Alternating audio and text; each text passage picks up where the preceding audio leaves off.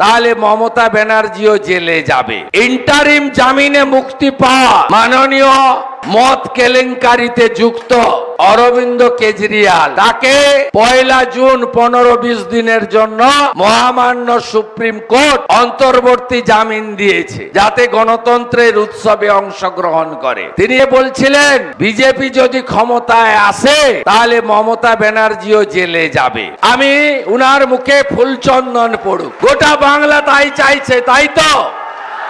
তাই চাইছেন তো আপনারা? অরবিন্দ কেজরিওয়ালের মুখে ফুলচন্দন পড়ুক এবং পিসি জেলে যাক, ঠগি পিসি, এটা সবাই চাইছে। কারণ এই পিসির লোকেরা কি খায়নি আপনি বলুন? আপনারা এখানে অনেক প্রান্তিক মানুষ থাকেন, আপনারা বলুন শৌচালয়, আবাস যোজনা, ঝড়ে ক্ষতিপূরণ, নলবাহিত বাড়িতে জল, প্রধানমন্ত্রী কিষাণ সম্মান নিধি, ভাতা, অধিকাংশ লোকই আপনারা বঞ্চিত হয়েছেন। 100 দিনের কাজে 1,32,00,000 ভুয়া জব কার্ড বেরিয়েছে। আপনারা দেখেছেন তৃণমূল নেতারা বাড়িতে পুকুর নেই, 15টা 17টা করে তারা পুকুর দেখিয়ে টাকা তুলে নিয়েছে। আইবিএস ফলের বাগান করার জন্য 15,000 টাকা মাথা পিছু ভারত সরকার দিয়েছিল।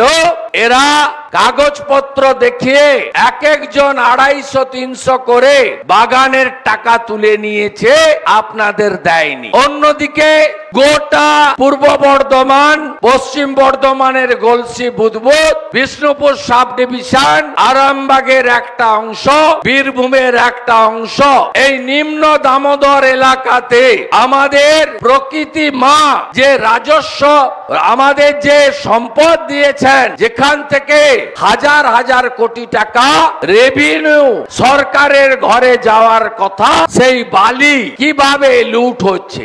একটা যদি বৈধ খাদান থাকে, 50টা অবৈধ খাদান। বালি নদীগুলোর গতিপথ সব জায়গায় কেটে কুটে তছনছ করে দিয়েছে, কোথাও নদীর অস্তিত্ব নেই। আপনি যদি পূর্বস্থলীতে যান, বালি চোরের নাম সুব্রত পাল।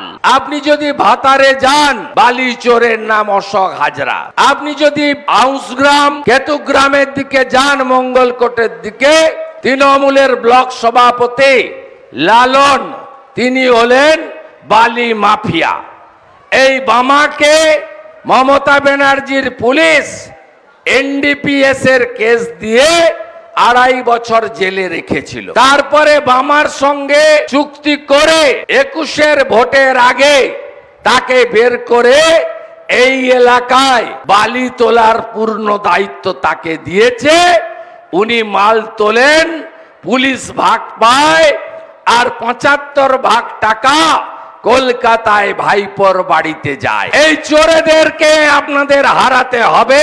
এরা সরকারের রেভিনিউ টাকা, এই কারণে সিপিএম এর সময় 1,98,000 কোটি টাকা ঋণ আজকে বেড়ে 6,93,000 কোটি টাকা ঋণে পৌঁছেছে।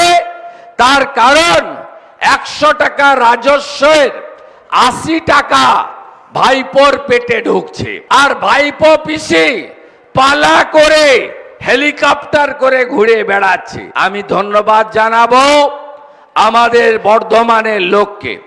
মেমারিতে পিসি এসেছিলেন 3,000 লোক আর 4,000 পুলিশ। জামালপুরে ভাইপো এসেছিল 2,500 লোক আর 5,000 পুলিশ। এদের সঙ্গে জনগণ নেই এবং সবাই একটা থমকে আছেন। কেন? সবাই কোথায় ভোট দিবেন জানেন। আমি এই সভায় আসার আগে জামালপুরে বসেছিলাম। সেখান থেকে আমার এক পার্টির জেলার সম্পাদক 3-4 জনকে ফোনে লাগালেন। তারা সবাই তৃণমূলের বড় বড় নেতা। আমি তাদেরকে জিজ্ঞেস করলাম, নাম বলবো না, আমি নাম বলবো না। কি হবে ভোটে? বলছে সাফ করব চোরামুলকে। আপনি যেটা আগে বুঝেছেন, আমরা এখন বুঝতে পারছি।